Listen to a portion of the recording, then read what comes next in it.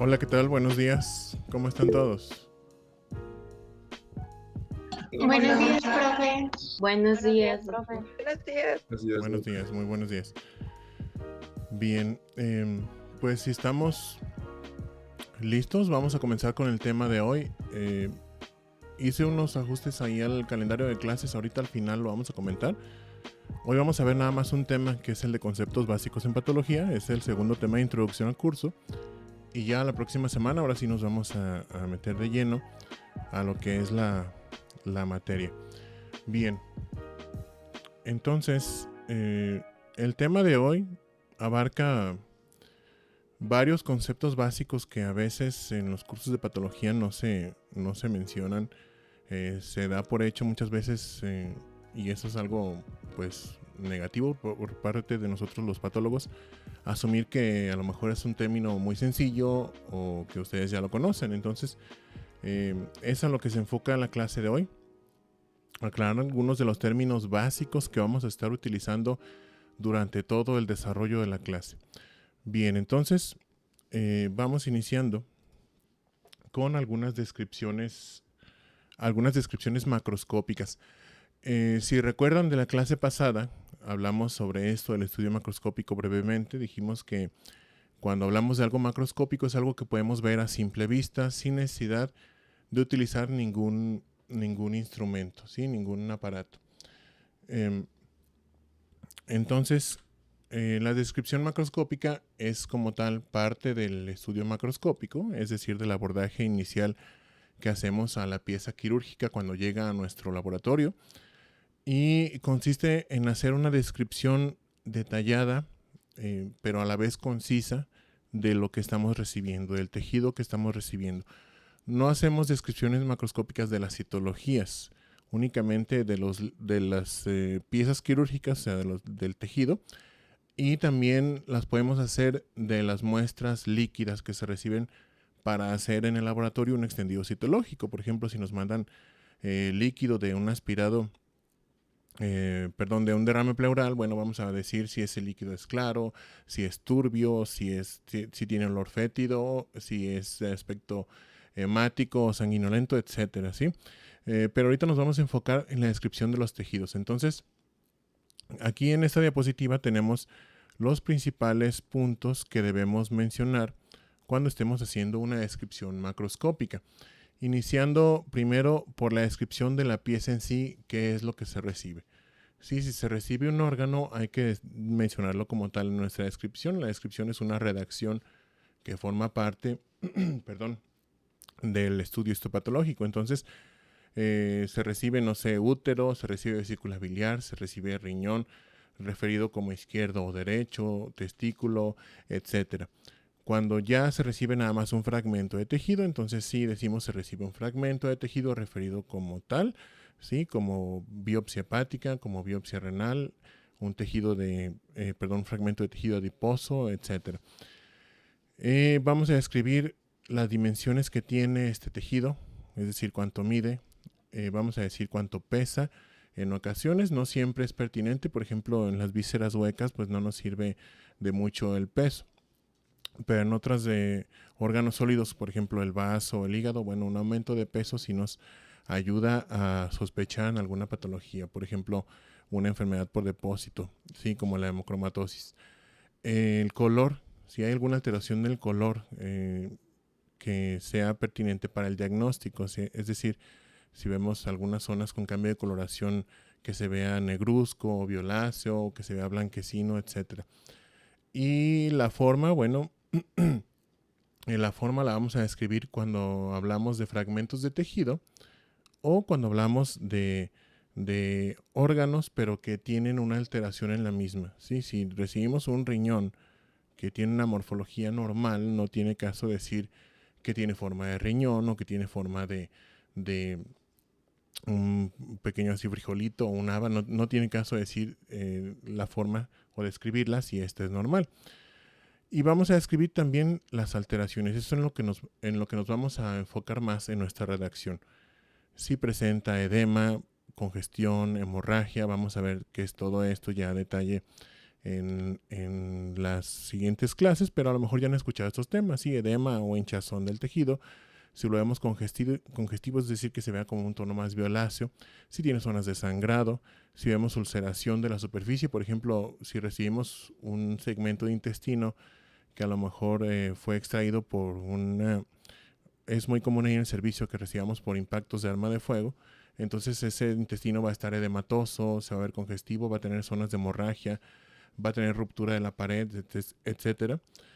Cambios de coloración, por ejemplo, cuando nos mandan un tejido o un órgano que sufrió un infarto, por ejemplo, un infarto mesentérico, nos van a mandar una asa intestinal que tiene cambios ahí congestivos y de repente ya vemos una zona que se ve más sana. Entonces vamos a describir ese cambio de coloración. Si hay presencia de calcificación, si hay adherencias con un otro órgano, etcétera. ¿Sí? Cualquier alteración que notemos. Y cuando nos enfrentamos, aquí vemos en la columna de la derecha, a una lesión neoplásica, ahí ya vamos a ser más puntuales en ciertos aspectos que son importantes para el diagnóstico. Por ejemplo, qué forma tiene esa lesión, que si es redonda, que si es irregular, el tamaño que tiene obviamente es muy importante. La localización dentro del tejido o del órgano que nos están mandando. Si es, por ejemplo, un uso de piel, o sea, una elipse de piel, un fragmento ahí, una biopsia excisional de piel, vamos a tener que mencionar si la lesión está central o a cuánto dista, o sea, qué distancia tiene de los bordes quirúrgicos, de los borditos de ahí de la muestra. O que si es, por ejemplo, un órgano, un riñón, que tiene un tumor, bueno, si está en el polo superior, en el polo inferior, en el segmento medio, que si está afectando a la corteza, a la médula, al seno renal, etcétera. Todo eso es importante. Lo siguiente será la interfase con el tejido circundante, es decir, cómo vemos la delimitación de esta lesión de aspecto tumoral. Si está bien circunscrita, quiere decir que podemos bien identificar hasta dónde termina esa lesión, es decir, su borde, y de ahí en adelante vemos ya el tejido sano. Si está encapsulada, es decir, que tenga una cubierta de tejido fibroso. Si es un borde infiltrativo, es decir, que no vemos bien definida la lesión y parece como que se estuviera metiendo o creciendo hacia el tejido circundante, etcétera. Las superficies, aquí se fijan entre paréntesis, tenemos varios tipos de superficies, externa, interna o superficie de corte. Es la superficie del tejido, pero en diferentes momentos. Por ejemplo, la superficie externa se entiende, es tal cual como es la superficie del tejido cuando lo recibimos o del órgano. ¿Sí? Si se ven cambios ahí en su superficie, cambios de coloración, que si está abultada, que si tiene alguna ruptura, etcétera. La superficie interna nos referimos a las lesiones quísticas, es decir, las lesiones que están huecas. ¿Sí? Al momento de abrirlas, ¿cómo vemos esa cara interna de la superficie? Si está lisa, si tiene pliegues, si tiene crecimiento de tejido con forma así como de papilas o como frondas de un árbol. Y la superficie de corte. Esta es la superficie que se expone del tejido una vez que nosotros pasamos nuestro cuchillo o nuestra navaja, nuestra hoja de bisturí, etcétera, para cortarlo. Esto se aplica más a las lesiones tumorales, pero que son sólidas. ¿Sí? Aquí vemos ese término. Cuando hablamos de una lesión sólida, no hay que confundirla con algo duro. ¿Sí? Duro es una consistencia. Sólido quiere decir que está completamente llena de tejido esa área, ¿sí? Que no tiene huecos. Quística, bueno, se entiende que vamos a ver ahí quistecitos o huecos, ¿sí? Que pueden tener líquido, pueden tener sangre.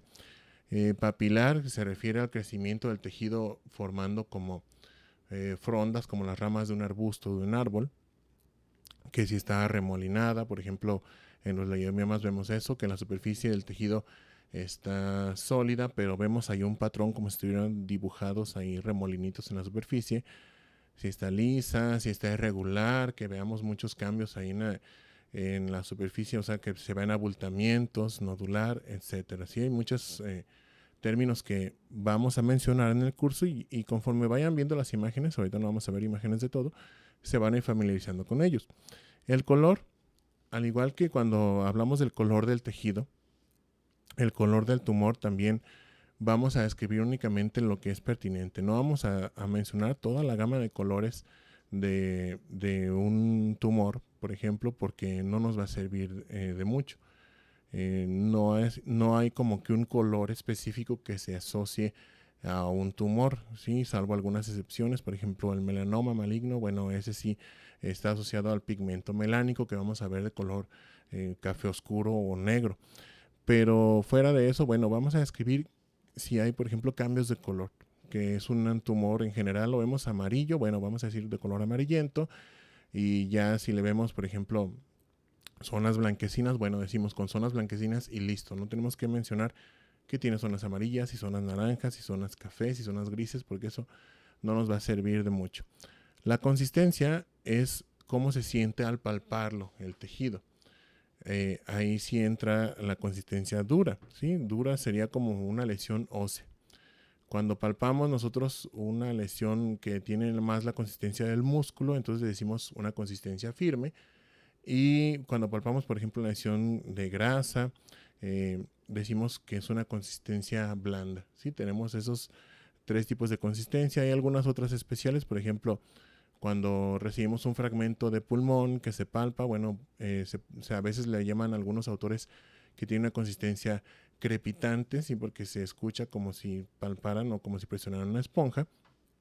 Pero hay varios términos así. Por lo general, vamos a referirnos nomás a los tres que les mencioné: blanda, firme y consistencia dura. Y finalmente vamos a describir si ese tumor que estamos estudiando o esa lesión que tiene un aspecto tumoral que estamos viendo en el tejido presenta cambios secundarios como hemorragia o necrosis. Si vemos áreas de sangrado o si vemos áreas en las que el tejido se está desbaratando y tiene un color blanquecino, entonces vamos a describirlo como áreas de aspecto necrótico, ¿sí? O áreas hemorrágicas, y eso sí es importante mencionarlo porque podemos estar viendo una tumoración benigna, pero que a lo mejor por alguna causa sufrió de un infarto, entonces puede tener hemorragia y necrosis sin ser necesariamente maligna. Cuando veamos el tema de neoplasias, vamos a ver que estos mencionados cambios secundarios son más frecuentes en las malignas, pero por eso es importante mencionarlos. Bien, vamos viendo unos ejemplos. ¿Para qué nos sirve hacer una buena descripción macroscópica? Bueno, dijimos que del estudio macroscópico vamos a obtener un diagnóstico macroscópico.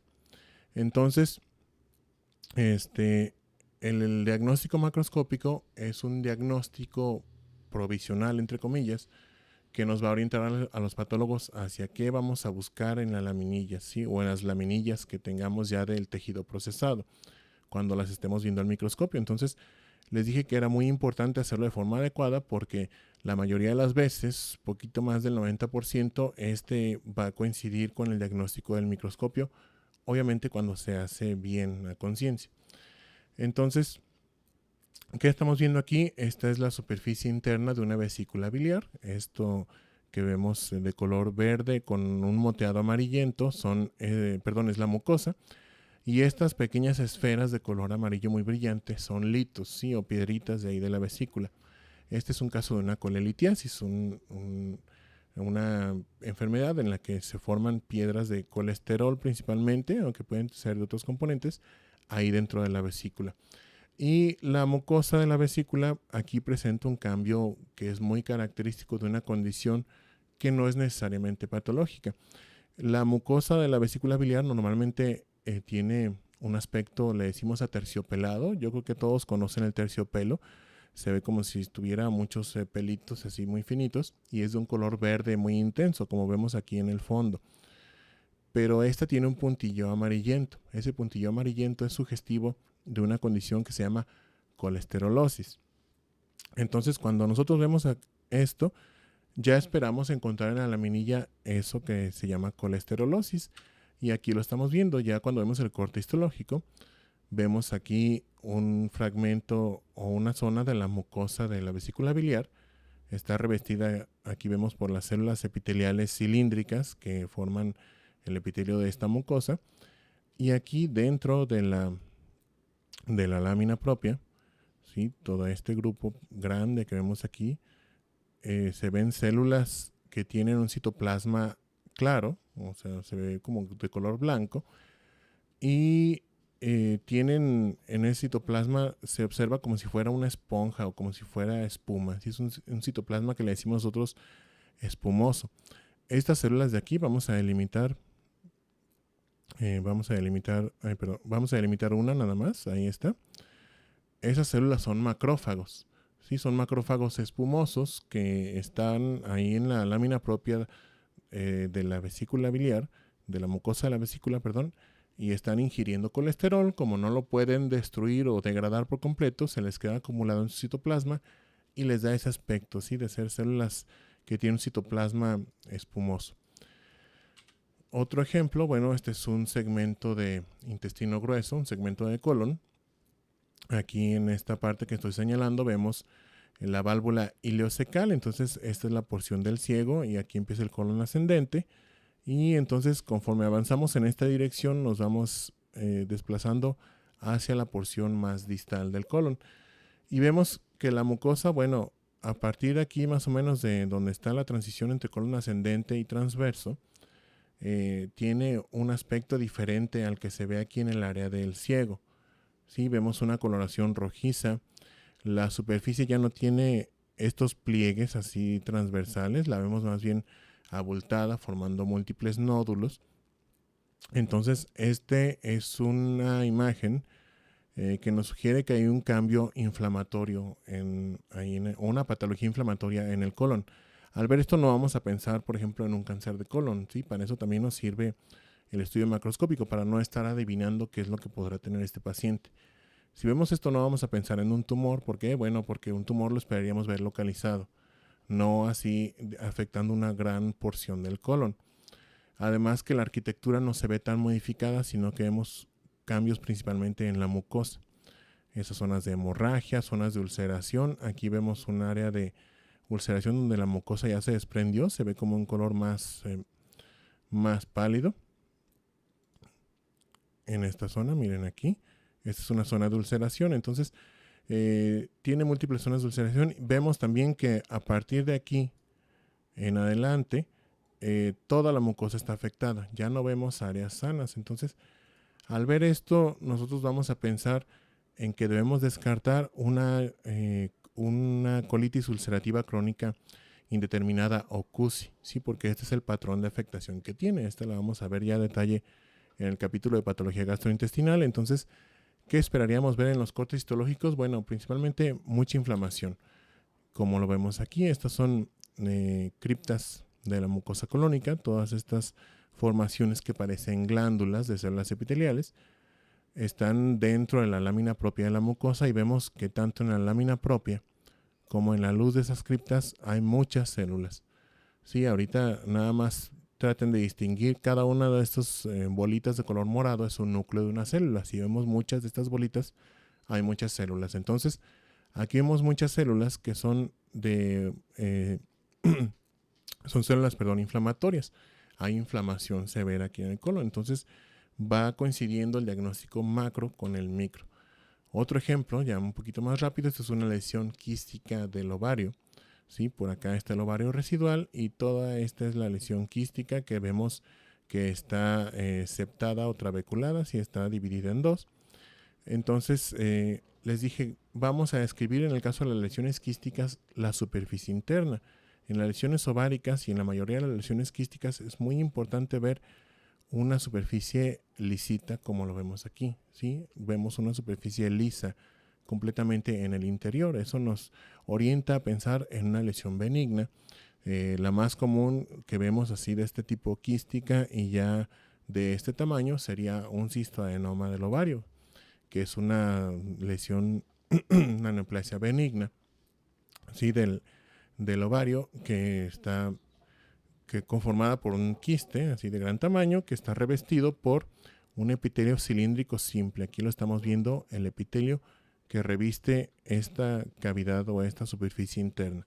Sí, entonces, al ver esto, bueno, el ginecólogo a lo mejor no lo mandó como tumor ovárico, pero nada más. Entonces, no sabemos qué nos vamos a encontrar. Al abrir ya el ovario, vemos que es una superficie quística con estas características y inmediatamente nos vamos a tranquilizar. Vamos a pensar ya más en una lesión de tipo benigno.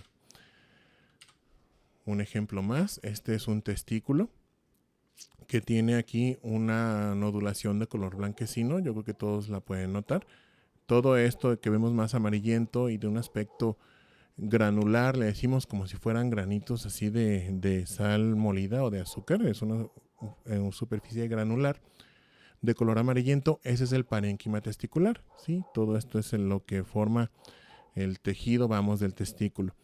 Y esta nodulación de color blanquecino nos llama la atención porque esa se ve diferente. Entonces ya pensamos en una lesión tumoral. No la vemos rojiza ni con hemorragia como veíamos por ejemplo aquí, ¿verdad? No vamos a pensar en algo inflamatorio. Vamos a pensar más en algo tumoral. Entonces, al verla así, más o menos delimitada, nodular, de color blanquecino, vamos a pensar en un tumor del parénquima testicular. De los más comunes es el seminoma, sobre todo por la edad de este paciente. Era un paciente de 28 años. Entonces, eso es algo, fíjense, que también hacemos frecuentemente. Lo que acabo de hacer, guiarnos por la estadística. Debemos tener un conocimiento, obviamente, de la anatomía, ¿sí? Si no sabemos cómo es la anatomía del testículo en este caso, bueno, no vamos a saber abordar la pieza.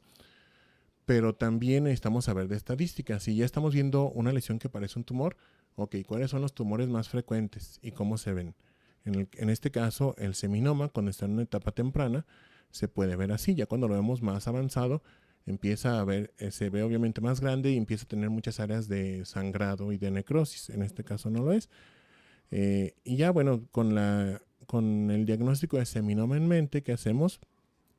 Metemos a procesar, obviamente, zonas de fragmentos de tejido, de esta zona. Y ya al verlos al microscopio, pues vamos a ver que sí se trataba de un seminoma. Este no es una imagen del mismo caso, esta es nada más representativa, donde vemos que el tumor pues, está compuesto por células de citoplasma claro que forman nidos, que tienen septos fibrovasculares, aquí están señalados, con infiltrado linfocitario. Es un seminoma clásico, ¿sí? Y un último ejemplo, este de aquí es un riñón, aquí lo podemos ver, la pelvis renal, los cálices mayores y los cálices menores, y aquí está la médula y la corteza renal, está abierto por la mitad de este riñón. Entonces, todo esto que vemos de color amarillo, bueno, es la grasa perirrenal, la que está ahí alrededor del riñón. ¿Qué le notamos a este riñón? Bueno, que tiene ahí tiene aquí una lesión nodular o más o menos ovoide, que es de color amarillento y tiene zonas rojizas de hemorragia. Sí, esta es una lesión tumoral. Es un tumor de aspecto francamente maligno porque tiene muchas zonas de hemorragia. Al ver esta imagen, un tumor más o menos bien delimitado, de bordes redondeados, de color amarillento con zonas de hemorragia, es una descripción casi del libro del llamado carcinoma de células claras del riñón. Entonces, lo que vamos a pensar es que se trata de un tumor maligno de este tipo, sí, un carcinoma de células claras. Ya nuevamente con eso en mente, vamos a meter cortes de tejido de esta zona y al verlos al microscopio, pues confirmamos nuestro diagnóstico macroscópico, ¿verdad? El carcinoma de células claras que vamos a ver ya mucho más adelante en el curso, se llama así porque está compuesto por células, aquí le estoy señalando una sola, que tiene un citoplasma de color blanquecino o claro, ¿sí? Por eso recibe ese nombre. Bien, seguimos entonces con lo que corresponde a las tinciones de rutina. Las tinciones de rutina, como su nombre lo dice, son las que vamos a realizar de primera intención en los cortes histológicos o en las citologías, ¿sí? Tenemos dos tinciones de rutina, una para tejido y otra para extendidos citológicos. Y pues estas las tenemos que usar siempre. Si es el primer abordaje que se hace al tejido o al extendido citológico cuando se ve al microscopio, es como el equivalente a la exploración física en el paciente, ¿sí? Cuando ustedes llegan y empiezan a estudiar un paciente, hacen la exploración física, de visualizar, palpar, auscultar, todo eso. Entonces, Esta tinción que vemos aquí, la de hematoxilina y eosina, es la tinción de rutina para los tejidos, ¿sí? Para los cortes histológicos. Se llama así porque utiliza estos dos colorantes, justamente, uno que se llama hematoxilina y uno que se llama eosina. Y cada uno tiene propiedades distintas que nos ayudan a contrastar las estructuras de la célula. Esta tinción la vamos a explicar un poquito más a fondo, porque como la vamos a estar viendo durante todo el curso, nos va a servir para entender bien por qué se pintan unas cosas o unos elementos de la célula de un color, otros de otro, y para entender algunos cambios que vamos a ver en la coloración de las células cuando veamos, por ejemplo, el tema de adaptación, lesión y muerte celular. Bien, la hematoxilina primero es un colorante básico, es decir, es una base, ¿sí? Cuando estamos hablando de ácidos y bases, entonces tiene una carga eléctrica negativa. Va a teñir, por lo tanto, estructuras que tienen carga positiva, es decir, estructuras ácidas, o también llamadas basófilas, porque atraen a las partículas con carga básica. Y las va a teñir de un color azul o morado. Este es el color que tiene la hematoxilina. Lo más fácil de visualizar de esta tinción van a ser los núcleos. ¿Sí? Los núcleos van a teñirse de color morado. Porque, bueno, los ácidos nucleicos, al ser moléculas ácidas, tienen carga positiva, van a atraer este colorante. La eosina es un colorante ácido, por lo tanto tiene una carga eléctrica neta positiva y nos va a teñir estructuras que tienen carga eléctrica negativa en la célula, o sustancias también llamadas acidófilas o básicas, ¿sí? Ahorita estamos haciendo un poquito como ensalada de palabras, pero vamos a explicarlo mejor en las siguientes diapositivas. Y la eosina los va a teñir de un color rosa o rojizo. Es una tonalidad de rosa, o sea, puede ser rosa pálido o rosa más intenso que casi se ve rojo. Y lo que va a teñir principalmente va a ser los citoplasmas, ¿sí? O los organelos que hay ahí dentro del citoplasma. Por ejemplo, las mitocondrias, ¿sí? Se tiñen de un color rojo más intenso. Cuando hay exceso de mitocondrias en una célula lo podemos ver el citoplasma diferente que al de una célula que tiene un contenido normal de mitocondrias. Vamos a ver después algunos ejemplos. Bien, ¿en qué se basa esto? Bueno, esto a lo mejor lo vieron en sus clases de física de la preparatoria. Es la llamada ley de las cargas eléctricas, que nos dice que cargas con el mismo signo se repelen y las cargas con signo contrario o signo opuesto se atraen. Entonces, en esto se basa el principio de la tinción de hematoxilina y eosina. Dijimos, los ácidos, al tener más iones hidrógeno o hidrogeniones, tienen una carga neta positiva. Las bases, al tener más iones oxidrilo o hidróxilo, es lo mismo, tienen una carga neta negativa. Aquí lo estamos viendo, negativo, positivo. Y entre ellas se van a atraer por tener una carga opuesta. La hematoxilina, dijimos, es una base, entonces tiene carga eléctrica negativa. Dentro del núcleo hay ácidos nucleicos, sí, ahí su nombre lo dice, ácidos, tienen carga positiva. Entonces van a atraer a este colorante de la hematoxilina por su carga eléctrica. Como los ácidos atraen las cargas opuestas, que serían las bases, entonces les vamos a llamar sustancias basófilas, ¿sí? Las filias son como afinidades, tienen afinidad por las sustancias básicas. La eosina es un colorante ácido, entonces tiene carga eléctrica positiva. Dentro del citoplasma, los organelos y demás proteínas tienen una carga neta negativa, ¿sí? Una carga eléctrica negativa.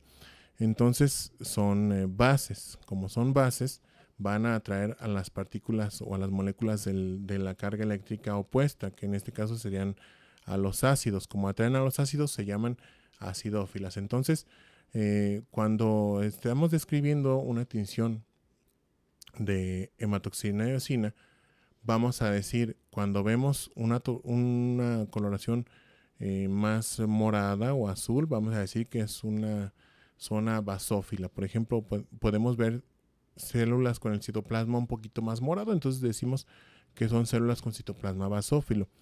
Y cuando vemos zonas que tienen una coloración rosa muy intensa, vamos a decir que hay acidofilia o que es una área muy acidófila, ¿sí? También podemos decir muy eosinófila. A veces usamos esos términos de forma indistinta porque nos referimos a lo mismo. Entonces, ya viéndolo esto en el tejido, quedamos que lo que vemos de color morado o azul son los núcleos de las células. Este es un corte histológico de piel. Ya habíamos visto esta misma imagen en la clase pasada. Estamos viendo la epidermis. Si recuerdan, la epidermis tiene 5 estratos: el basal, después el estrato espinoso, el estrato granuloso y el estrato córneo. 4 estratos en la piel delgada, 5 en la gruesa, que es el estrato lúcido que queda aquí en medio.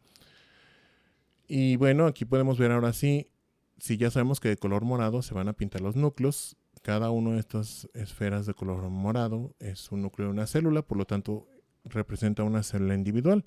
Y lo que vemos de color rosa o en alguna tonalidad de rosa o rojo serían los citoplasmas. Entonces podemos empezar a abordar así de forma sistemática para ir delimitando cada una de las células que están aquí en la epidermis. Si se fijan, ya entendiendo y manejando un poquito más estos términos de eosinófilo o basófilo, podemos ver que el estrato granuloso, por ejemplo, que vemos aquí debajo del estrato córneo, tiene ese nombre porque se le ven muchos granulitos ahí en su citoplasma. Fíjense, tiene gránulos basófilos, o sea, puntos ahí de color morado dentro del citoplasma de la célula, que son gránulos de queratoialina, son precursor de la queratina que tienen las células aquí en la superficie. Otro ejemplo, aquí lo estamos viendo. Este es un fragmento ahí de mucosa del intestino delgado, donde podemos ver el epitelio cilíndrico simple que está en la superficie de esta mucosa. Vemos los núcleos nuevamente de color morado y vemos aquí en los citoplasmas de color rosa. Fíjense cómo algunas estructuras del citoplasma tienen una afinidad mayor por la eosina, entonces son más eosinófilas o más acidófilas. Por ejemplo, en estas células que son enterocitos, tienen un borde en cepillo que les ayuda a aumentar su capacidad absortiva, ¿sí? Para absorber sustancias. Entonces aquí lo estamos viendo, este borde que vemos más rosa en el extremo luminal de estas células, o sea, donde está la luz, es el borde en cepillo. Aquí lo estamos viendo también en la parte de arriba, ¿sí? Aquí está señalado con la flecha roja, es el borde en cepillo que tienen los enterocitos. Bien, la tinción de Papa Nicolau, esta se utiliza pero en las citologías, ¿sí? En los extendidos citológicos. Como empezó a utilizarse en la citología cérvico-vaginal, bueno, a esta citología o a este estudio se le denominó estudio de Papa Nicolau, pero realmente a lo que nos referimos es a la tinción, ¿sí? La podemos utilizar en muchos otros extendidos citológicos, no necesariamente de una exfoliación ahí del cérvix. Esta es una tinción polícroma, entonces, quiere decir que nos va a producir varios colores. La tinción de hematoxilina de eosina nada más nos da 2 colores, morado y rosa, y puede haber varias tonalidades de los mismos, pero siguen siendo nada más 2. Aquí no. Aquí tenemos 3 colorantes. Utilizamos hematoxilina para teñir los núcleos, entonces los vamos a ver basófilos. Y utilizamos otros 2 colorantes que se llaman EA50 y OG6, o también eosina azul 50 y orange green 6, que tiñen los citoplasmas. La característica de esta tinción es que cuando la aplicamos en el epitelio de tipo escamoso estratificado, nos va a ayudar a determinar el grado de maduración de las células que estamos viendo. Cuando son células inmaduras, el citoplasma se tiñe de un color verde pálido, que en este caso le vamos a decir un citoplasma cianófilo, ¿sí? Porque es un color más parecido al cian, ¿sí? Como un verde azulado. Y cuando están maduros los citoplasmas o están queratinizando, se van a teñir de color naranja. Entonces, cuando vemos una tinción naranja, le decimos que es un citoplasma orangeófilo. Sí, aquí ya se manejan unos términos un poquito distintos a la hematoxilina de eosina. Y bueno, como les dije, nos ayuda a determinar el estado de la maduración del epitelio. Sí, aquí vemos un ejemplo. Esta es una citología cérvico-vaginal, donde podemos ver claramente que hay células que tienen un citoplasma de color verde azulado, ¿sí? O cianófilo, que son células inmaduras. Estas son células intermedias. Y aquí vemos estas 2 células muy grandes, con mucho citoplasma y un núcleo muy pequeñito puntiforme. ¿sí? Esas son células superficiales, ya están maduras y entonces su citoplasma se tiñe de color naranja. Obviamente para esto debe estar bien realizada la tinción, porque si no está bien realizada, bueno, vamos a ver a veces una mezcla ahí de los colores que dificulta la observación, pero como nos basamos nosotros más en la morfología que únicamente en el puro color, bueno, podemos seguirlas valorando. Bien, ahora que ya vimos las dos tinciones de rutina, vamos ahora sí a entrar en las descripciones microscópicas, es decir, describir lo que vemos en el microscopio. Aquí vamos a ser muy generales, porque ya cuando empecemos a ver patologías, ahora sí vamos a decir de forma puntual qué es lo que se requiere describir de cada una de estas enfermedades. Entonces, en las descripciones microscópicas básicas, bueno, vamos a describir 5 puntos en general. Vamos a hablar sobre la celularidad y la actividad mitótica, sobre el patrón arquitectural, sobre la presencia de necrosis y qué morfología tiene, la morfología de las células que estamos viendo y el estroma. Sí, son los 5 puntos básicos que debemos describir. Hablando de la celularidad, bueno, nos referimos a qué tantas células hay. No, obviamente no las vamos a contar, pero vamos a hacer un estimado a simple vista. Si ustedes ven, por ejemplo, imagínense que están volando en un helicóptero sobre, vamos, el centro de la ciudad, sin contar la cantidad de personas que ven en la calle, ustedes podrían hacer un estimado de decir, bueno, hay poca gente o hay mucha gente, ¿sí? Dependiendo de, en promedio, cuántas personas ven por alguna zona en particular. Entonces, aquí hacemos lo mismo. Así, con el microscopio vamos a valorar a un aumento bajo o intermedio qué tantas células se ven en general. Si vemos muchas células, decimos que es una lesión hipercelular. Si vemos poquitas células, vamos a decir que es una lesión hipocelular. Y también ya a gran aumento con el objetivo seco fuerte o el que es el de 40X o 40 por, le dicen también algunos autores, vamos a valorar la cantidad de mitosis por campo de alto poder. Un campo de alto poder es toda el área que podemos ver con este objetivo seco fuerte. Entonces vamos a contar las mitosis y a decir o a determinar un índice mitótico. Aquí sí las vamos a contar de una por una. Como el campo no es tan grande, sí se puede hacer. Ahorita vamos a ver un ejemplo. El patrón arquitectural se refiere a cómo se están acomodando las células o cómo se están disponiendo o cómo se están organizando. Sí, le podemos decir de varias maneras.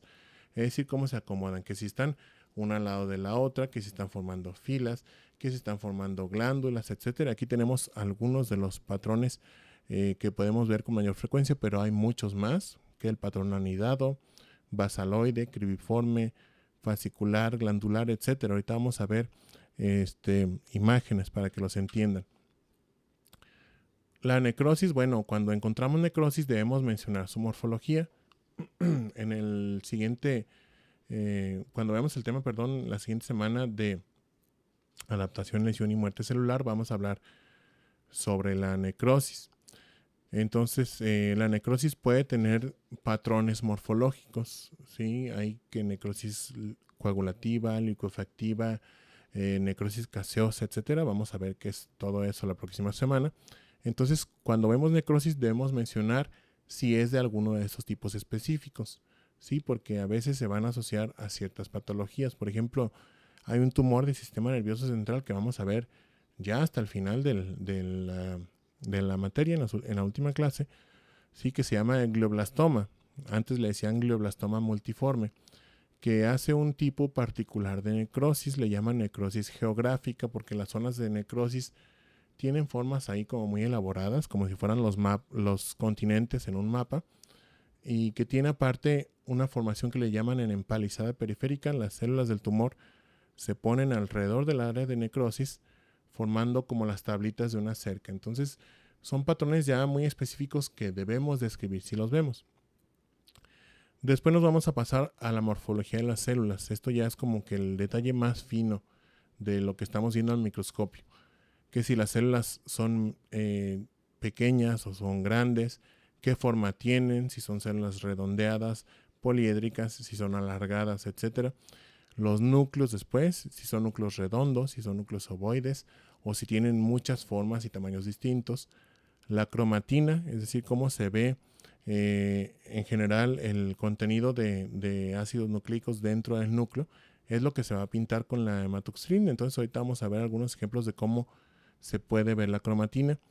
Si vemos o no nucleolo en las células, ese es un pequeño puntito ahí que se ve más intenso dentro del núcleo. Ahorita también lo vamos a ver en una imagen. Y el citoplasma, ¿cómo es el citoplasma de la célula? Que si es eosinófilo pálido, que si es un citoplasma claro, que si es un color eosinófilo intenso o que si tiene tintes también ahí de color azul. Bueno, lo vamos a mencionar. Y finalmente el estroma, el tejido conectivo. Cuando estamos describiendo una lesión en el microscopio, hay que hablar también de cómo es el tejido conectivo, porque este puede variar dependiendo del tipo de lesión. Ahorita vamos a ver un ejemplo. Entonces, empezamos con la celularidad. Este de aquí es un fibroma, ¿sí? Es una lesión en general hipocelular. Les dije, cada uno de las esferitas estas de color morado es un núcleo, entonces vemos muy poquitas, por lo tanto hay muy pocas células. En cambio, si lo comparamos con una lesión hipercelular como esta, fíjense la cantidad tan contrastante que se ve de núcleos, ¿sí? Aquí son muy poquitos, aquí son muchos. Este es una neoplasia maligna, es un dermatofibrosarcoma. Sí, aparte que vamos a valorar aquí, este es un campo ya de alto poder, a 40X. Vamos a contar estas que son las mitosis. Sí, aquí están resaltadas en color amarillo. Cada una de esas es una mitosis. Entonces, si este es un solo campo, voy a ir contándolas. Es decir, aquí hay 6, 9, 10 mitosis en este campo. Cuento por lo general 10 campos y ya lo reporto. Hay tantas mitosis en 10 campos de alto poder. Esto ahora ya nos referimos a los patrones de crecimiento o a la disposición de las células. Este es el llamado patrón anidado. Este tumor es un paraganglioma, en el que las células tumorales, fíjense, están formando como niditos, ¿sí? Están formando grupos pequeños redondeados, pero que los vemos todos llenos de células. ¿Sí? Aquí está, por ejemplo, vamos a delimitarlos para que los vean más fácil.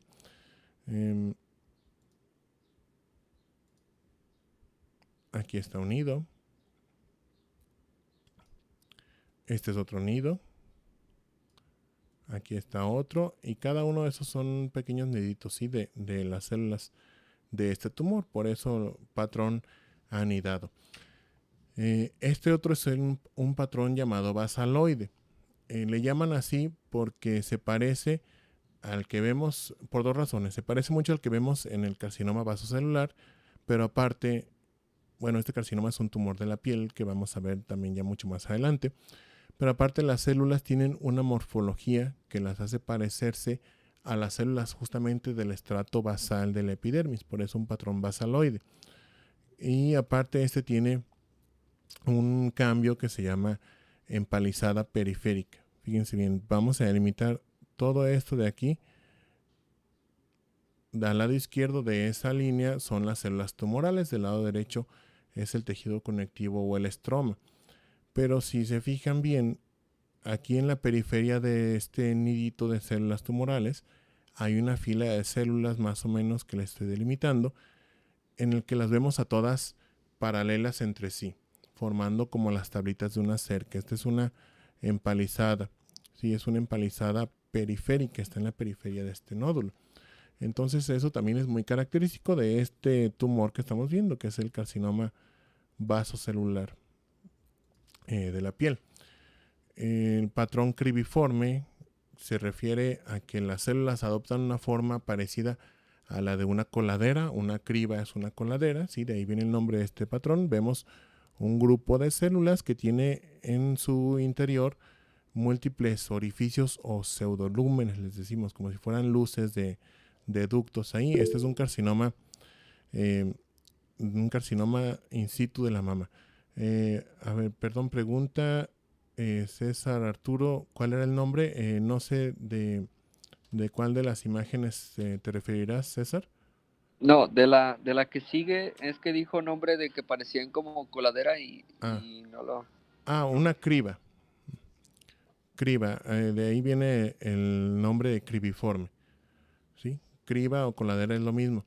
También le llaman, pero esto ya es algo más contemporáneo, la imagen o la asociación, le llaman a este patrón como si fuera en masa de galletas. Yo creo que la mayoría han visto cómo se hacen las galletas, que se hace una masa, se extiende y luego se corta y quedan los espacios ahí huecos de donde ya se quitó la masa para hornear. Entonces es algo muy parecido.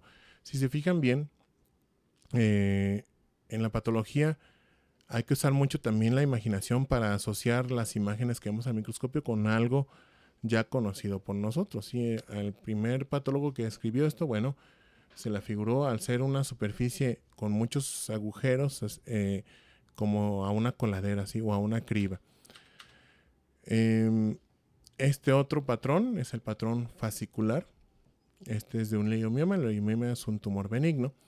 ¿Y a qué se refiere el patrón fascicular? Fíjense cómo los núcleos de las células, por ejemplo, de aquí del lado izquierdo, están orientados todos en una sola dirección, ¿sí? Como si fueran juntas, caminando o desplazándose las células.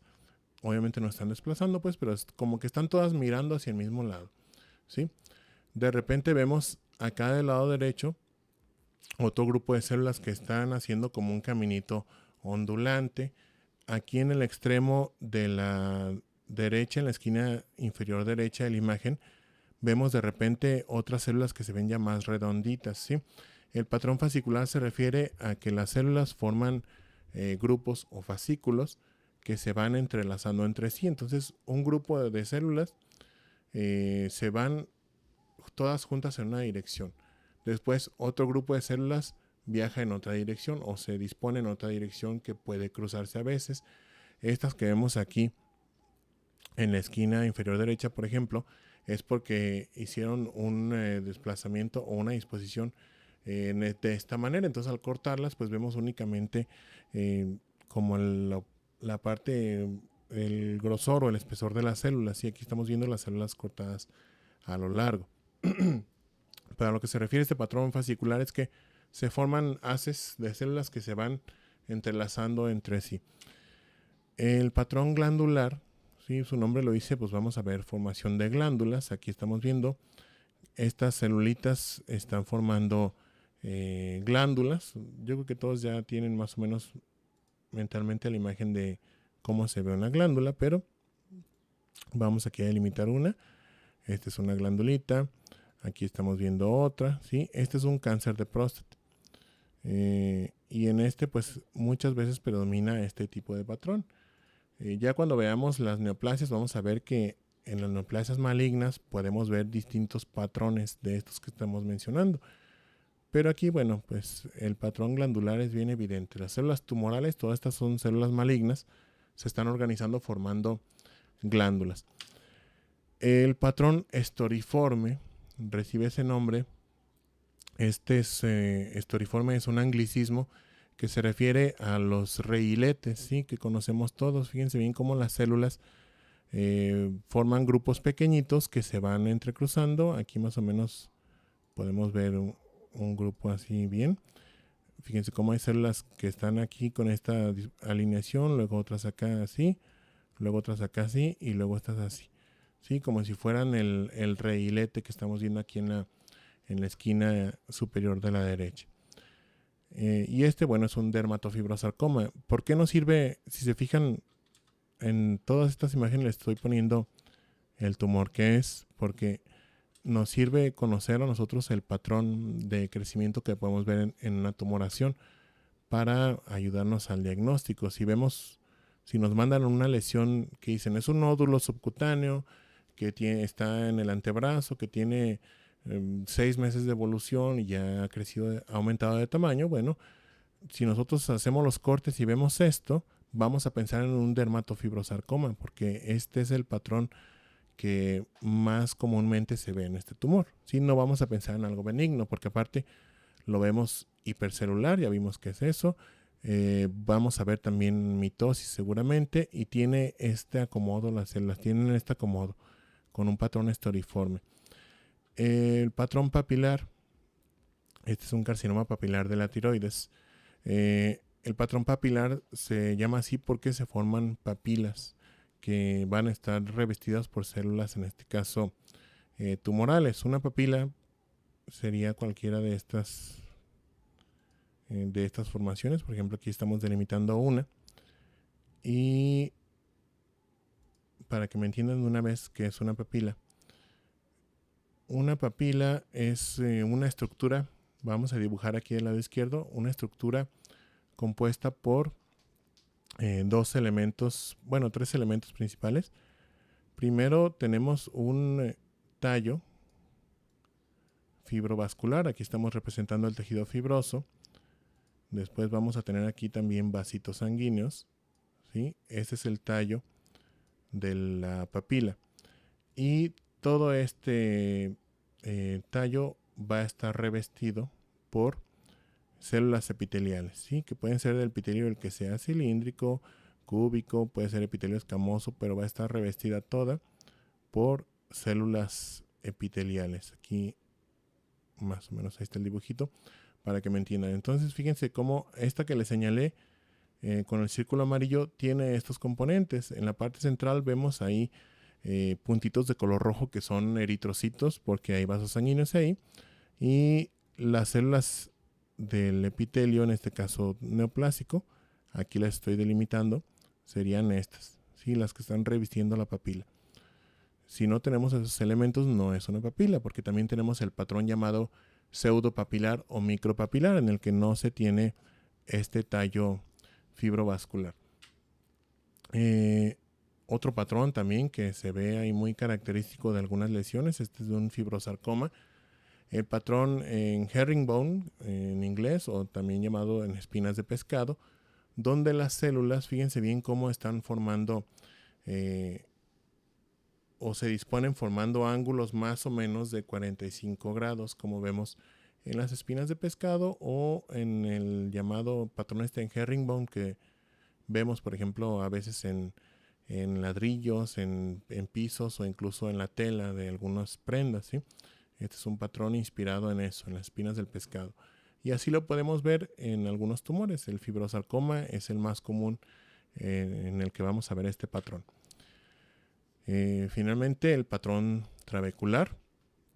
Este se llama así porque semeja al patrón o al acomodo que tienen los hepatocitos en el hígado. Este recuadro es un corte histológico de hígado donde se ven los hepatocitos dispuestos como formando filas, ¿sí? Aquí las células van a formar trabéculas, es decir, forman filas más o menos así gruesas que están rodeadas por ambos lados por septos muy finitos de tejido fibroconectivo. Aquí vemos estas células tumorales, estas son células de un oncocitoma, y esta de aquí, esta hebrita pequeñita de color azul, aquí también la estamos viendo, es tejido conectivo que está separando una fila de la otra. Se fijan, esta fila, después el tejido conectivo, después otra fila y así nuevamente, ¿sí? Está formando trabéculas el tumor. Bien, pasamos, ya hablamos entonces de la celularidad, que si es hipocelular o hipercelular, del patrón de crecimiento, que si tiene patrón glandular, anidado, en espinas de pescado, lo que sea, sí, dependiendo de lo que veamos al microscopio. Ahora vamos a hablar del tamaño celular. El tamaño celular no siempre es tan fácil de evaluar, sobre todo si tomamos en cuenta que la célula, aquí lo estamos viendo, es una estructura tridimensional, es una esferita. Y nosotros vamos a convertir esa esfera en una proyección bidimensional, porque estamos haciendo un corte en el microtomo, hacemos un corte delgadito. Entonces, dependiendo del nivel en el que quede ese corte, aquí estamos haciendo una representación así muy sencilla, pero sí se entiende, ¿no? Dependiendo del nivel en el que esté el corte, bueno, vamos a ver una célula a lo mejor de diferente tamaño. Sí, por ejemplo, aquí en el corte de uno de los polos vemos nada más una esfera ahí de citoplasma aparentemente sin núcleo. Si nos desplazamos un poquito más hacia el centro o hacia el ecuador de la célula, bueno, vemos una esfera más grande. Si le pasamos por el medio, ya vemos ahora sí una célula de tamaño completo con su núcleo. Entonces, en los tejidos las células no están acomodadas como en filitas bien organizadas, ¿sí? Están dispuestas de forma organizada relativamente, pero no están bien alineadas en el plano tridimensional. Entonces, a la hora de hacer cortes en el microtomo, podemos ver variación en el tamaño de las células. ¿Qué es lo que hace el patólogo? Bueno, ve el promedio en general. O sea, vemos muchas células. Si todas en promedio se ven de cierto tamaño, bueno, ya decimos que son células pequeñas, son células grandes. Lo mismo hacemos con los núcleos, que si son núcleos pequeños, son núcleos grandes, que si están esféricos o si están ovoides, como en este caso, si con forma de huevito, etcétera, viendo el promedio. Si no, nada más vamos a ver uno o dos y decir, bueno, son células redondas, pero después acá son células más ovaladas, etcétera. Tenemos que ver el promedio. Entonces, vamos a hablar ahorita sobre la celularidad, sobre el tamaño de células entre pequeñas y grandes, ¿sí? ¿Cómo le hacemos para esto? Bueno, necesitamos tener, ¿cómo le hacen ustedes para medir cualquier objeto? Si quieren medir cuánto mide un cuaderno, cuánto mide un teléfono celular, cuánto mide una moneda, lo que sea, necesitamos un instrumento, ¿sí? En este caso una regla. Nosotros, aunque tenemos ya a disposición software que nos ayuda a medir de forma muy precisa, pues no siempre vamos a estar en la computadora midiendo ahí cada una de las células que vemos, sí, porque sería impráctico. Entonces necesitamos nosotros tener una pequeña reglita ahí disponible en el mismo corte histológico para determinar el tamaño de una célula. ¿Cuál es esta reglita? Tenemos de dos opciones: los eritrocitos o los linfocitos, ¿sí? Son células que tienen un tamaño más o menos constante, ¿sí? Los linfocitos pueden variar, pero cuando los vemos linfocitos maduros ya pequeños, tienen un tamaño que oscila entre las 5 y las 8 micras más o menos, ¿sí? Entonces, si decimos, bueno, un promedio de 6, 7 micras, agarramos mentalmente un linfocito como este que les voy a señalar aquí. Es esta célula pequeñita y se ve nada más el núcleo. Adentro del círculo amarillo es un linfocito, lo estamos viendo de más lejos. Entonces, si tomamos alguna de estas células, bueno, ¿cuántas veces cabe ese linfocito a lo largo de esa célula? Si mide entre 15 micras más o menos, 15 a 20 micras, mencionan algunos libros, se considera una célula pequeña. Por lo general mencionan menos de 15 micras. Ya más de eso sería una célula grande. Entonces, ¿qué hacemos? Bueno, mentalmente tomamos uno de estos linfocitos o un eritrocito que también tiene una medida muy similar y vemos cuántas veces podemos mentalmente acomodarlo en la extensión o en la longitud de esa célula. Si son más o menos 2 o 3 veces, bueno, es una célula todavía pequeña, como es este caso. Este es un carcinoma neuroendocrino que por definición tienen células por lo general pequeñitas, ¿sí? O en este caso, este es un linfoma de Hodgkin, donde estamos viendo una célula de gran tamaño, que es esta que le estoy señalando de color amarillo. Esta es una célula de Reed-Sternberg. Entonces, aquí tenemos, miren, este es un linfocito. Bueno, no lo marqué muy bien. Este de aquí es un linfocito también. Entonces, si lo toman, ¿cuántas veces cabe ese linfocito aquí en el ancho de la célula? Nos cabría como unas 4 o 5 veces. Y entonces, esto ya es una célula grande. Bien, vamos a tener que hablar también de la forma de las células. Esto está un poquito más sencillo, decir si son células que parecen células epiteliales o que nos recuerdan a las células de algún epitelio. Bueno, les llamamos células epitelioides, sí, porque muchas veces no vamos a estar seguros que sean de un epitelio, pero pueden tener esa forma. Entonces, células epitelioides quiere decir que semejan a las células de un epitelio. Este es un carcinoma de células escamosas donde las células tumorales que vemos aquí, pues sí vienen del epitelio de la piel, ¿sí? En este caso. Puede ser también epitelio del esófago, pero en este caso es de la piel. O si son células ausadas, ¿sí? Yo creo que sí notan la diferencia entre este tipo de células que tienen un núcleo central y tienen mucho citoplasma en todo alrededor, comparado con estas células que se ven alargadas como si las hubieran estirado. Incluso el mismo núcleo no se ve redondo como aquí, ¿sí? Es un núcleo que está alargado. Le llaman también núcleo acigarrado porque tiene forma como de cigarro, de esos de los puros, ¿sí? De los habanos.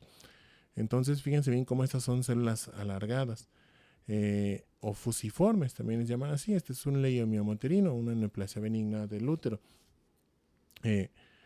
pero pues la morfología celular es importante porque eso nos va a orientar también hacia el diagnóstico. Si vemos células que parecen de epitelio, bueno, y tiene datos ahí de malignidad, vamos a pensar en un carcinoma. Si vemos células que están así alargadas y también tienen características malignas, bueno, vamos a pensar en un sarcoma. Vamos a ver qué es eso o la distinción cuando veamos el capítulo de neoplasias, pero vamos a pensar en una estirpe diferente.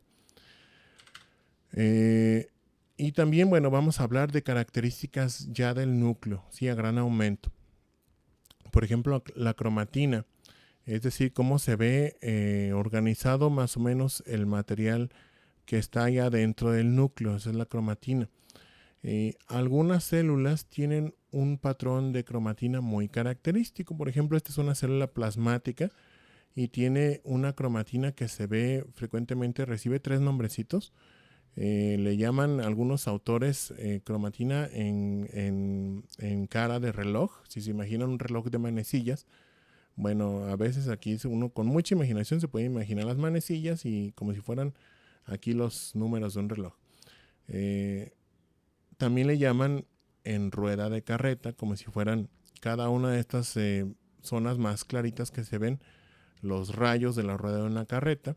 O el que se me hace a mí más fácil de observar, este que le llaman también en balón de fútbol o de fútbol, donde fíjense cómo las zonas oscuras y claras de la cromatina pues semejan mucho a las zonas claras y oscuras que vemos en un balón de fútbol. La cromatina en sal y pimienta, por ejemplo, también esa es una muy característica de los tumores neuroendocrinos. Aquí estamos viendo cada una de estas bolitas, dijimos, es un núcleo, están de color morado. Entonces la cromatina, fíjense cómo se agrupa formando como gránulos ahí grandes, muy morados, muy basófilos. Como cuando vemos, por ejemplo, mezclada sal con pimienta, que se ve así blanco y se ve de repente puntitos más oscuros, ¿sí? Es lo que se imaginó el primer patólogo que describió esto y bueno, se le quedó ese nombre. Este es de un carcinoma neuroendocrino. Los nucleolos también hay que mencionarlos. Si los vemos, los nucleolos son estos cuerpos que se tiñen de forma más intensa dentro del núcleo, ¿sí? Es un organelo intranuclear que a veces pueden variar en su tamaño y en su coloración sobre todo. Entonces, esto de aquí es de, perdón, aquí quedó mal el nombre, este no es un carcinoma neuroendocrino, es un linfoma de Hodgkin. Sí, vemos una célula de Rich-Sternberg, que es la misma que habíamos visto anteriormente cuando hablamos de las células grandes. Esta es una célula que está binucleada, puede estar también el núcleo lobulado, como dividido en dos, pero en este caso está binucleada y tiene 2 nucleolos muy prominentes. Estas 2 bolitas de color rosa intenso o rojizo son los nucleolos. Entonces, fíjense el tamaño que tienen, casi están del mismo tamaño que estos linfocitos, ¿sí? Son macronucleolos, están muy grandes. Por lo general los vemos más pequeñitos como estos, ¿sí? Estos puntos de color más basófilo o hipercromáticos, es decir, que están muy teñidos, son nucleolos en estas células. Aquí los vemos igual, pero mucho más grandes. Bien, y finalmente vamos a hablar de las variaciones en el citoplasma. Aquí una disculpa, se movieron un poquito las letras, pero bueno, ya lo vamos a dejar así. En este caso, este es un corte histológico de glándula parótida, donde vemos distintos grupos de células que tienen también variaciones en su citoplasma. Por ejemplo, estas del lado izquierdo tienen un citoplasma eosinófilo claro, sí, lo vemos muy rosita el citoplasma. Estas que están aquí arriba tienen un citoplasma claro. Fíjense cómo está el citoplasma de un color casi blanco y también tiene otra característica que está espumoso o vacuolado, como si tuviera muchas vacuolas o burbujas adentro. Y estas de aquí que están abajo y en toda esta zona tienen un citoplasma que le llamamos a veces basófilo porque lo vemos más morado, o a veces le podemos también decir anfofílico, ¿sí? Porque tiene afinidad por ambos colorantes, tanto por la eosina como por la hematoxilina. Aquí por eso les dejé el cuadro como mezclado el color rosa con el morado, porque así es como se ve el citoplasma. Fíjense bien, compárenlo, el citoplasma de estas células con las de la izquierda y con las de la derecha, ¿sí? Cada una se ve muy diferente. Entonces, también debemos describir eso, la calidad o la característica del citoplasma cuando estamos describiendo una lesión al microscopio, porque eso también aporta para el diagnóstico. Y finalmente, bueno, en la descripción macroscópica dijimos, vamos a hablar sobre el estroma. ¿Cómo es el estroma? Que si le vemos mucho colágeno, por ejemplo, que si vemos que tiene algún acúmulo de sustancias, que si vemos que tiene mucina, que si está muy fibroso, etcétera, ¿sí? Este es un ejemplo de un cambio en el estroma. Este es llamado estroma desmoplásico o reacción desmoplásica del estroma, que es una fibrosis muy intensa que se ve en tumores malignos, ¿sí? Todas estas células alargaditas son las células del tejido conectivo del estroma, y aquí se ven algunas como hebras ahí de color eosinófilo o rosa muy intenso, que son bandas gruesas de colágeno denso. ¿Sí? Se está haciendo fibrosis aquí, y es en respuesta al crecimiento de esta neoplasia. Este es un carcinoma de células escamosas invasor. Está infiltrando el estroma y bueno, el estroma está teniendo esta reacción, está haciéndose muy muy fibroso. Bien, ya para casi cerrar el capítulo vamos a pasar a las tinciones especiales o a los estudios complementarios. Aquí vamos a ver varios ejemplos, pero vamos a ser nada más muy descriptivos. Las tinciones de histoquímica, primero, no hay que confundirlas con las de inmunohistoquímica, ¿sí? Aquí no viene la palabra inmuno antes, es histoquímica nada más. Son muchas, ¿sí? Hay muchísimas tinciones de histoquímica, cada una tiene características propias. En general comparten estas, ¿sí? Resaltan sustancias químicas que están dentro de la célula o de la matriz extracelular.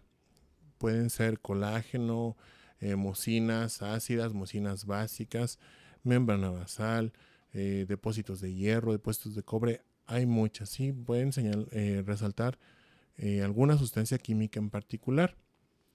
La ventaja que tienen es que son relativamente fáciles de realizar. Si tienen los reactivos, cualquier técnico con un mínimo de entrenamiento las puede realizar.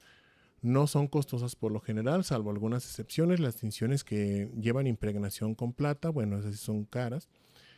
Tienen la desventaja que no son específicas, es decir, no hay una tinción que nos marque un solo tumor en particular, por ejemplo, o una sola patología en particular.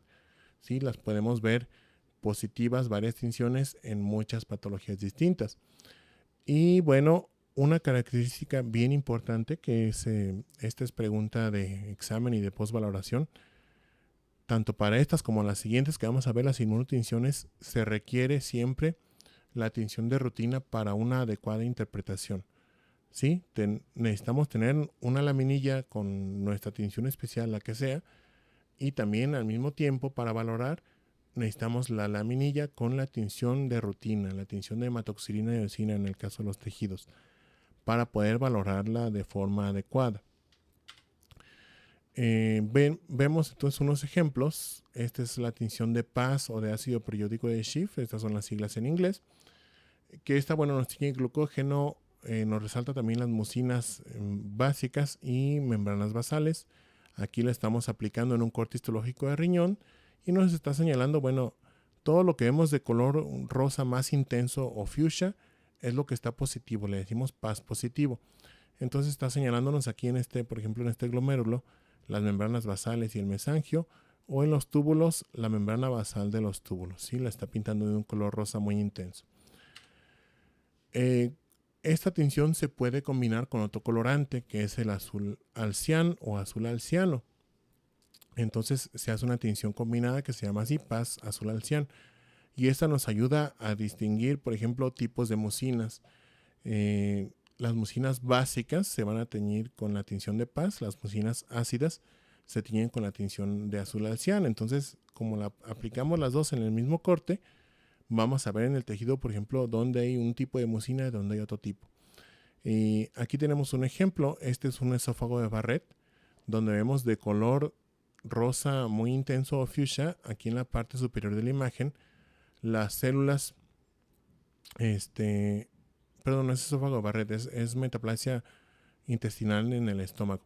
Estas son células de la mucosa gástrica, ¿sí? Del antro, que tienen mucina básica en su citoplasma, entonces se tiñen de color rosa intenso con la tinción de PAS. Y aquí esta zona de metaplasia intestinal la próxima clase vamos a ver qué es eso. Se están tiñendo con la tinción de paz azul al cian, de un color azul más intenso, las mucinas básicas que están en estas celulitas, estas pequeñas esferas de un color como azul o morado más intenso. La tinción tricrómica de Masson es otra tinción de histoquímica que en este caso nos ayuda a distinguir o a visualizar el colágeno, que lo va a teñir de color azul. Aquí estamos viendo, este es un corte histológico de hígado, y de color azul vemos todo el colágeno que está en este espacio portal, ¿sí? Que es donde están los elementos de la tríada portal. Están con los conductos biliares, la rama de la vena porta y de la arteria hepática. Esta otra tinción de Jones o de plata metenamina, que nos ayuda a pintar membranas basales. Esta es más comúnmente utilizada en el riñón. Aquí vemos el ejemplo. Tenemos un glomérulo y de color negro se están tiñendo todas las membranas basales. También nos está tiñendo el mesangio en este caso. Estas son las que se ven negras más gruesas, pero en general nos tiñe las membranas basales. Todo esto que vemos en la periferia son túbulos renales, y esa franja negra alrededor sería la membrana basal del epitelio de los túbulos. Esta otra tinción de Berhoff Van Gieson, que nos tiñe fibras elásticas de color negro. Aquí estamos viendo un corte histológico de la pared de una aorta. La aorta es una arteria muy elástica, que se puede estirar mucho. Entonces tiene muchas fibras elásticas ahí, todas dispuestas de forma concéntrica, entremezcladas en la capa muscular. La tinción de Grocott, esta nos ayuda a visualizar hongos. Este es un caso de una mucormicosis cerebral. El mucor es un hongo muy agresivo que causa en los pacientes que son susceptibles, diabéticos mal controlados o inmunosuprimidos, causa una infección que muchas veces es letal, ¿sí? Porque causa vasculitis, se va por los vasos sanguíneos, causa una vasculitis y una trombosis que pues puede llegar a todos lados. Aquí está incluso en el cerebro del paciente. Entonces la tinción de Grocott nos ayuda a visualizar los hongos muy fácil, ¿sí? Fíjense cómo el hongo aquí está de color negro y está contrastando contra el verde claro que está en el fondo. O esta tinción de Wartin-Starry, que también es para microorganismos, nos ayuda a teñir espiroquetas. Entre ellas está, por ejemplo, la Helicobacter pylori, que es una bacteria que puede infectar la mucosa gástrica. Aquí estamos viendo un ejemplo. Este es un corte histológico de una biopsia gástrica. Y todos estos pequeños bastoncillos de color negro que vemos en la luz de esta cripta, perdón, de esta foveola gástrica, que parece como una glándula, son las bacterias, ¿sí? Son el Helicobacter pylori. Esta es una tinción de plata. Todas las tinciones que vemos aquí de color negro son tinciones que tienen impregnación en plata, es lo que les da este color. Bien, o finalmente esta otra tinción es un rojo Congo, que nos ayuda a detectar el amiloide. Vamos a ver también qué es eso la próxima semana, ¿sí? Que es un depósito, el amiloide son depósitos de ciertas proteínas que se acumulan en los tejidos y van a causar una enfermedad, causar inflamación y daño tisular. Entonces, el rojo Congo, cuando se realiza, bueno, nos va a teñir de color rojo las zonas donde se deposita ese amiloide. Pero para saber si sí es o no un caso de amiloidosis, tenemos que aplicarle luz polarizada a este corte histológico, y entonces va a brillar esas zonas de color como amarillo verdoso, le llaman los libros en color verde manzana, ¿sí? Fíjense cómo no tiene una tonalidad un poquito más verde que amarillenta, y todas estas son las zonas que sí están positivas. Fíjense cómo se corresponden con lo que veíamos más rojo aquí en la tinción del lado izquierdo. Al aplicar la luz polarizada, brillan esas zonas o refringen. Bien, pasamos ahora a las inmunotinciones. Las inmunotinciones, como su nombre lo dicen, llevan ahí como base un mecanismo inmunológico. Vamos a utilizar anticuerpos. Estas imágenes ya las habíamos visto la clase pasada. Utilizamos anticuerpos que están marcados con una molécula que nos va a ayudar a identificar ese anticuerpo donde se pegue. Puede ser una molécula con un cromógeno, es decir, algo que se va a ver de un color con la microscopía normal de luz, o una molécula fluorescente que también nos va a ayudar a visualizar ese anticuerpo cuando se pegue contra el antígeno que está en el tejido. Cuando queremos nosotros identificar una sustancia en un tejido, una sustancia ya bien específica, ahora sí, aplicamos los anticuerpos contra esa sustancia. Si la tiene ese tejido, bueno, se van a pegar ahí y después vamos a poder visualizar con el estudio al microscopio si está positivo o no para la sustancia X que estemos buscando, ¿sí? Pueden ser componentes celulares, pueden ser marcadores de superficie de la célula, etcétera. En general hay dos tipos de inmunotinción, las que son con un método directo y con un método indirecto. En el directo, aquí lo estamos viendo, el anticuerpo marcado directamente va y se une a la zona que queremos identificar. En el indirecto se utilizan primero un llamado anticuerpo primario que reacciona contra ese antígeno o esa sustancia que queremos identificar. Y después se usan una serie de sustancias, ya hay muchos protocolos ahorita. Por ejemplo, es el llamado protocolo del polímero, ¿sí? Que se utiliza un polímero de Dextran, en el cual se van a unir ahí los anticuerpos secundarios que ya están marcados. Esto se utiliza principalmente en la inmunohistoquímica, ¿sí? Es diferente de la inmunofluorescencia, ahorita vamos a ver.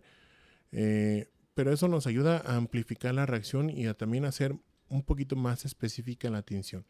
En las inmunotinciones tenemos en general dos, las que utilizan cromógenos y las que son fluorescentes.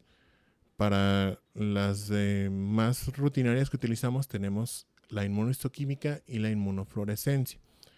Tienen diferencias entre sí, el principio es el mismo, se utilizan anticuerpos marcados, pero tienen algunas diferencias que las hacen a veces útiles para algún proceso determinado y que pueden también hacer que tengan alguna desventaja en contra de la otra. Por ejemplo, la inmunohistoquímica utiliza anticuerpos marcados con un cromógeno, es decir, una molécula que se va a pintar de un color. La inmunofluorescencia, como su nombre lo dice, utiliza fluoresceína, una molécula que es fluorescente.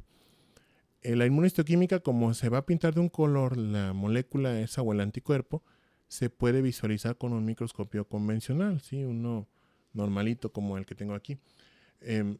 La inmunofluorescencia, esa requiere un microscopio que tenga una fuente de luz que pueda emitir luz ultravioleta o algún espectro de luz ultravioleta, ¿sí? Algún espectro de luz ultravioleta, que se van a llamar microscopios con epifluorescencia. La inmunohistoquímica se puede realizar virtualmente en cualquier laboratorio, únicamente se necesita tener pues la instalación ahí para trabajar y los reactivos y listo.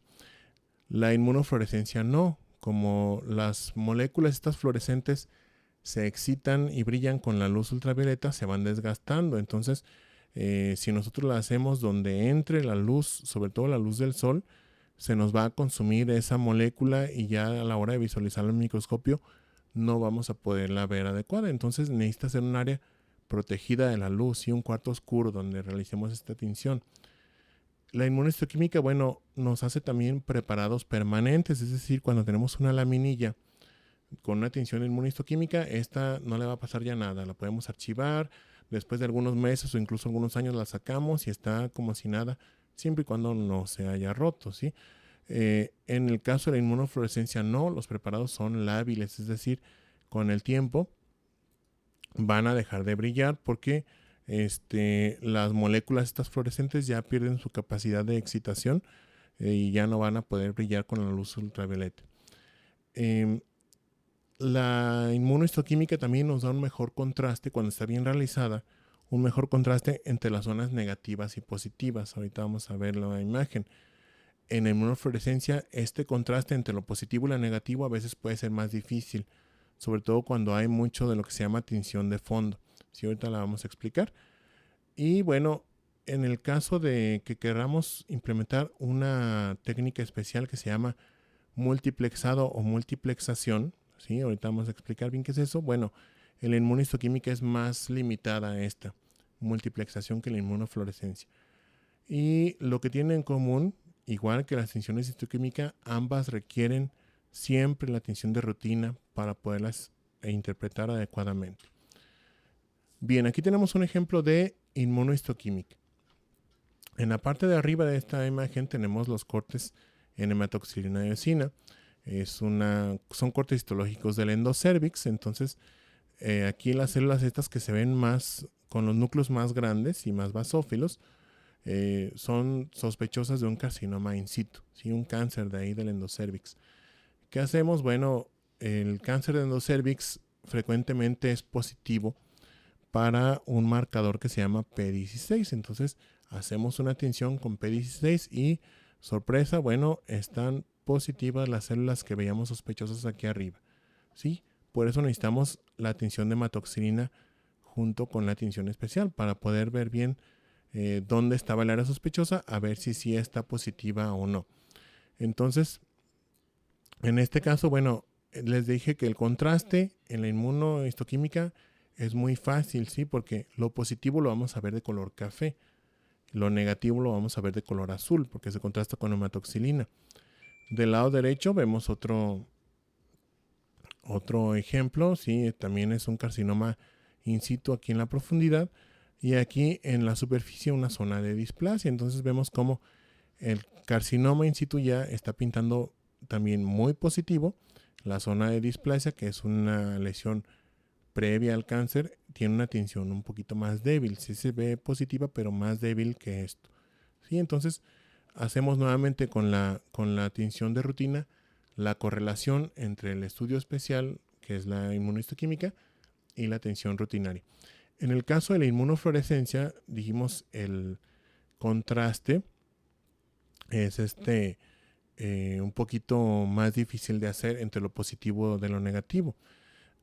Y lo negativo, perdón. Aquí vemos, esta es una inmunofluorescencia con un anticuerpo contra IgA que utilizamos en una biopsia renal. Este es un estudio de allá del Hospital Civil. En este caso es una nefropatía por IgA. Vemos que hay depósitos dentro del mesangio. Este es un glomérulo y este es otro glomérulo. Sí, son dos glomérulos que estamos viendo en esta muestra. Para empezar, no podemos ver el detalle celular del tejido. No podemos ver núcleos de otras células ni nada, ¿sí? Porque no tenemos manera de contrastarlo. Por lo menos en la inmunofluorescencia así sencilla. Aparte el contraste, aquí era más fácil porque es entre café y azul. Positivo café, negativo azul. Aquí no, aquí es entre verde intenso y verde tenue. Si lo vemos muy tenue el verde es negativo, si lo vemos muy intenso es positivo. Entonces se necesita tener un poquito más de pericia en esto para poderlas valorar de forma adecuada. Eso que les mencioné de la multiplexación, bueno, ese es un término que se utiliza en informática y en electrónica en cuanto a la transmisión de señales, en el que varias señales distintas pueden viajar por un solo medio después de codificarse, ¿sí? ¿A qué se refiere esto de la multiplexación en las tinciones estas especiales o inmunotinciones? A la utilización de varios marcadores en un solo preparado. Entonces se puede hacer en las dos, tanto en la inmunohistoquímica como en la inmunofluorescencia, nada más que en este caso de la inmunohistoquímica es más limitada su aplicación. Por ejemplo, aquí estamos viendo un marcaje doble con receptor de estrógenos, es la ER, es lo que vemos de color rojizo, y P63, que es lo que vemos de color café, ¿sí? Para empezar, bueno, los cromógenos, es decir, las moléculas de color para la inmunohistoquímica, son un poquito más limitados en cuanto a que a veces pueden ofrecer menos contraste. ¿Sí? Tenemos menos opciones, hay café, hay rojo como vemos aquí, hay de color verde y de color amarillento y nada más. Pero el contraste a veces no puede ser tan bueno, sobre todo cuando los mezclamos. Ahora, si queremos identificar, por ejemplo, dos sustancias en una misma célula, ahí ya se va a complicar con esto, porque no va a ser tan fácil distinguir los dos colores en la misma célula. Como van a mezclarse, por ejemplo, si aquí se hubieran teñido el mismo tipo de células de café y de rojo, sería prácticamente indistinguible una zona roja de una café en la misma célula. Aquí sí se puede ver porque estamos pintando un tipo de células de color café, otro tipo de células de color rojo, ¿sí? En cambio, en la inmunofluorescencia, esta multiplexación, o sea, la aplicación de múltiples colorantes o múltiples anticuerpos marcados en la misma célula es mucho más fácil y nos da mejores resultados. ¿Por qué? Porque si utilizamos una longitud de onda distinta, va a brillar únicamente cierto tipo de fluorocromo, cierto tipo de anticuerpo marcado. Entonces, ¿qué hacemos? Bueno, tomamos imágenes y después se hace una reconstrucción por computadora y se pueden identificar ya ahora sí múltiples componentes dentro de una célula. Estas son células de un carcinoma renal. Entonces, en color azul estamos viendo el núcleo, en color rojo estamos viendo todos estos filamentos del citoesqueleto y en color verde estamos viendo el aparato de Golgi de las células. Fíjense cómo de cada una de las células podemos ver independientes estas estructuras. Entonces, es la utilidad que tiene en cuanto a la aplicación de múltiples vamos, como marcadores dentro de un mismo tejido. La hibridación in situ es también, bueno, vamos rápido a corregir esta, es también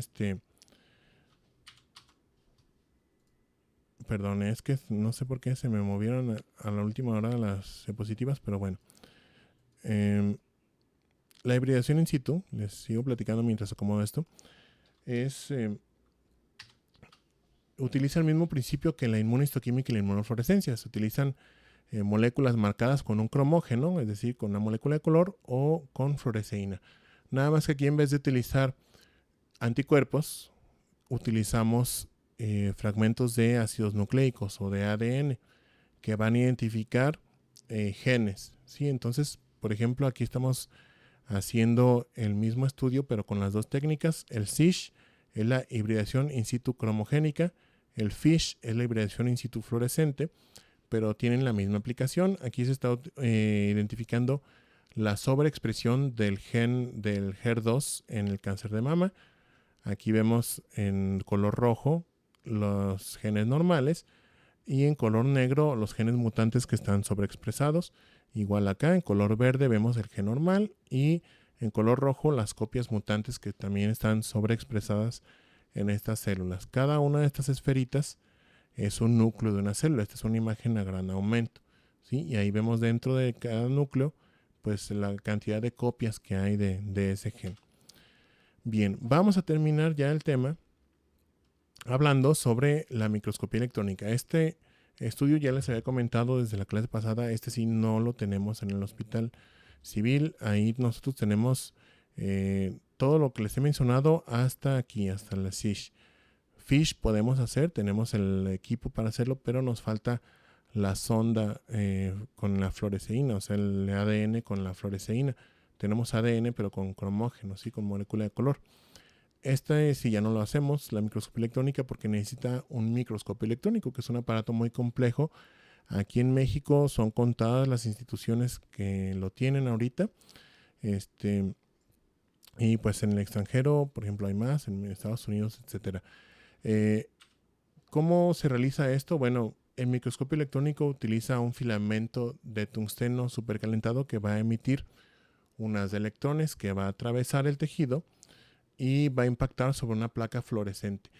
Más o menos como si se tomara una radiografía, nada más que en la radiografía no son haces de electrones, son rayos X, ¿sí? Pero es un principio más o menos parecido para que se den una idea.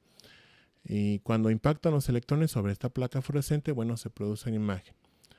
Las desventajas que tiene, bueno, el tejido requiere de un procesamiento especial, ¿sí? No se utiliza el bloque de parafina como tal, se tiene que seleccionar una porción pequeñita del tejido, darle un proceso especial e incluirlo en resina o en plástico y después cortarlo, pero de un espesor mucho más delgado de lo que corta un microtomo convencional. Aquí se utiliza uno llamado ultramicrotomo que nos corta en grosor de nanómetros, ¿sí? Ya no nos corta en un espesor de micras.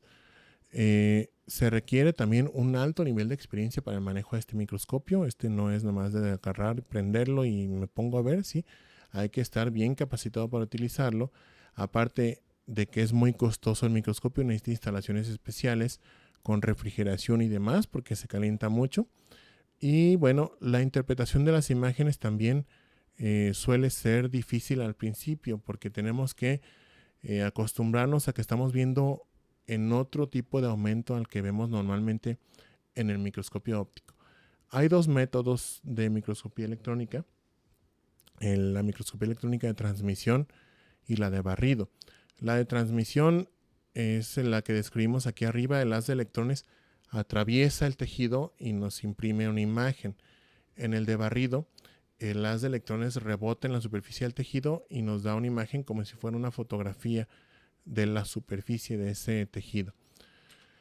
Entonces, con este estudio podemos ver estructuras muy, muy pequeñas que con el microscopio convencional jamás podríamos ver. Son elementos de la llamada ultraestructura de la célula, las estructuras más pequeñitas que hay dentro de la célula, organelos, etcétera.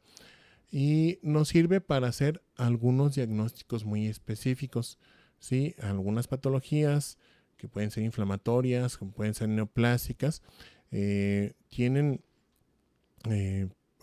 o nos dan una imagen característica en la microscopía electrónica que nos sirve para el diagnóstico. Por ejemplo, estos de que vemos aquí, estas formaciones que parecen pequeñas raquetitas, de hecho así se llaman, con cuerpos en raqueta o gránulos de Birbeck, los tienen las células de Langerhans, ¿sí? Entonces, en un caso sospechoso de la llamada histiocytosis de células de Langerhans, bueno, si por alguna razón no pudiéramos tener un resultado concluyente con la inmunohistoquímica, nos queda la última opción de la microscopía electrónica, y si vemos esto, bueno, si son células de Langerhans, entonces confirmaríamos el diagnóstico. Otro ejemplo, la enfermedad de membrana basal delgada, ¿sí? En el riñón. Esta es una membrana basal glomerular. Aquí vemos una membrana basal glomerular normal, que sería toda esta franja de color gris comprendida desde aquí hasta acá, ¿sí? Todo esto es la membrana basal. Entonces, aquí las dos imágenes están vistas al mismo momento. Fíjense cómo la del lado derecho, aparte de que se ve todo irregular, está más delgadita, ¿sí? Esta es una membrana basal delgada. Y esta enfermedad solo se puede diagnosticar así, por microscopía electrónica. Por microscopía de luz no vemos no podemos valorar el espesor de la membrana basal. Entonces, ya haciendo el diagnóstico, bueno, haciendo el estudio podemos ahora sí tener el diagnóstico de enfermedad por membrana basal delgada, que es una nefropatía que causa, entre otras manifestaciones, un síndrome nefrítico. O, por ejemplo, la nefropatía membranosa. Esta microscopía electrónica actualmente ya es casi exclusiva de la patología renal. Para otras enfermedades como esto que les dije de las células de Langerhans, bueno, ya hay muchos marcadores de inmunohistoquímica que nos sirven, pero se puede seguir utilizando para lo que sea. Por ejemplo, también para patologías del sistema nervioso central o de músculo, ¿sí? Sobre todo enfermedades musculares en niños, bueno, sirve mucho la microscopía electrónica. Este es otro ejemplo de una nefropatía. Esta es una nefropatía membranosa, y aquí se pueden ver los depósitos electrodensos, que son estos nodulitos, bueno, que están señalados con las flechas, que son de un color gris más oscuro. Si se fijan, las imágenes de microscopía electrónica no tienen color.